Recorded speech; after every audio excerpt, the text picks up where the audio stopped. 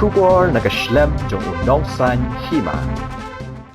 President ng Meghalaya Pradesh Congress Committee uba Vincent H. Pala, habakuran siya kilat patay kubor, ulaong bakalong kabai thamula, banyo iba barobor hi kidon kibayas ngutu jengmon, lagaday hakakamtu ni kam yonong, lani hakakam baharu para nong mikman, nakanu-kanu kaseng. Henry bahaka ni ka sorkar bamenta ka BJP ka kharwit ya ka UDP, bad ka UDP ka kharwit ya ka BJP, ha ka baki ya kharwit bad ka no iwe ya iwe, namar kim don ya ka nong rem ka baskem. Ula ong ru baki MLA ni ki seng ki bam don nong rem, barobor ka juwan ka jengkulmar. Habayadai bad UMDC ka BJP Natura u Bernard N. Marang, nakalyang uba pala, ula ong badai ban kem ya ki badan kti. Shushu ulaong bakane baro nakalyang jong ke NPP, katip ya kane ke jingja, bad ap hadu baka UDP, kan shimkya, namar ka NPP kating ya ka sorkar BJP.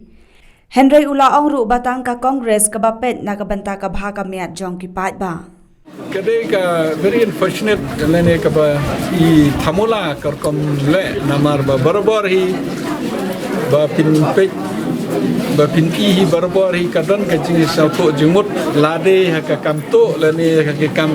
yonong lene kam bharo para kandidat lene para parti ndre hagane ka government para coalition pan hagane ka government menta ka BJP ka kharwit ka UDP ka kharwit ka BJP ka NPP ka kharwit iwe namar bale ba kimdon ka policy kimdon nong rim ki parti ki pondon nong rim ki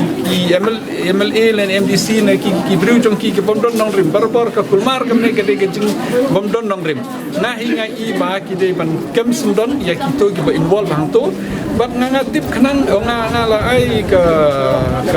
president ro lambai ba roni ngala ai ka president ro kani baro ba naliang jong NPP ka tip kani ka jingjia ndrei ka ap ya ka UDP pan sim action namar ba kisalia namar ba ka BJP ka don ha ka bor na try menta ka de sakatan sa de ka benta jong ka BJP pan kharwit UDP le ne kharwit NPP tikine kim perkhat ki no hikai ha surok kim perkhat ki di health workers kim perkhat ki nongrep kim perkhat pan kharwit iwe menta hai for election kin ya kharwit iwe ni tang mingi congress na try ki pan perkhat menta ba thank you.